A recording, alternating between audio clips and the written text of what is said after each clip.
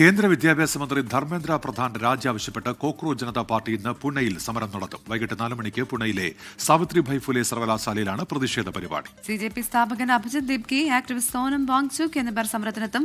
പോലീസും സർവകലാശാലയും പ്രതിഷേധത്തിന് അനുമതി നൽകിയിട്ടുണ്ട്. ഡൽഹിയിൽ നിന്ന് ബൽറാം നടക്കാണിച്ചിരിക്കുകയാണ്. ബൽറാം, ഇതിപ്പോൾ സർവകലാശാലയിലേക്ക് വ്യാപിപ്പിക്കുകയാണ് അവരുടെ പ്രതിഷേധം സിജെപി. അതോടൊപ്പം തന്നെ ഇന്നിപ്പോൾ നടക്കാനിരിക്കുന്ന പ്രതിഷേധത്തിൽ എത്രത്തോളം ആളുകളെ പ്രതീക്ഷിക്കുന്നുണ്ട് കോക്രോച്ച് ജനതാ പാർട്ടി? ഇന്നത്തെ സമരം എങ്ങനെയാകുമെന്നാണ് സൂചന?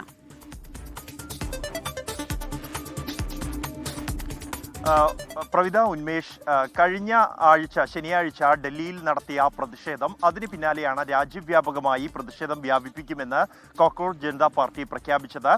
പ്രത്യേകിച്ചും ഈ ക്യാമ്പസുകൾ കേന്ദ്രീകരിച്ച് അടക്കമുള്ള പ്രതിഷേധം ശക്തമാക്കാനുള്ള തീരുമാനത്തിലാണ് പാർട്ടി ഉള്ളത്. കാരണം CJPക്ക് പിന്തുണ ഏറ്റവും കൂടുതലായി ലഭിക്കുന്നത് യുവാക്കളുടെയും വിദ്യാർത്ഥികളുടെയും ഭാഗത്തു നിന്നാണ്. ഈ ഒരു പശ്ചാത്തലത്തിലാണ് ക്യാമ്പസുകളിലേക്ക് ഉൾപ്പെടെ വിവിധ നഗരങ്ങളിലേക്ക് ഈ പ്രതിഷേധം വ്യാപിപ്പിക്കാനുള്ള ഒരു തീരുമാനം എടുത്തിരിക്കുന്നത്.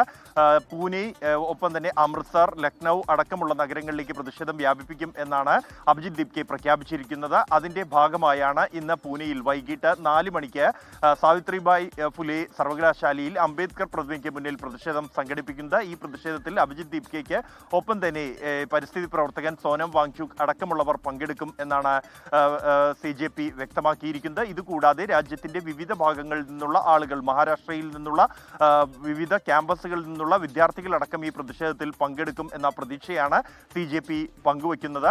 ഇത് മറ്റിടങ്ങളിലേക്ക് കൂടി വ്യാപിപ്പിക്കാനും ഒപ്പം തന്നെ ഈ CBSE മൂല്യനിർണ്ണയ പിഴവ്, നീറ്റ് പരീക്ഷ പേപ്പർ ചോർച്ച എന്നിവയുടെ ഉത്തരവാദിത്തം ഏറ്റെടുത്ത് ഈ മാസം 20-ന് മുമ്പായി വിദ്യാഭ്യാസ മന്ത്രി ധർമ്മേന്ദ്ര പ്രധാൻ രാജിവെച്ചില്ലെങ്കിൽ ജന്തർ മന്ദിറിൽ അനിശ്ചിതകാല നിരാഹാര സമരം ആരംഭിക്കും എന്ന പ്രഖ്യാപനവും CJP നടത്തിയിട്ടുണ്ട്.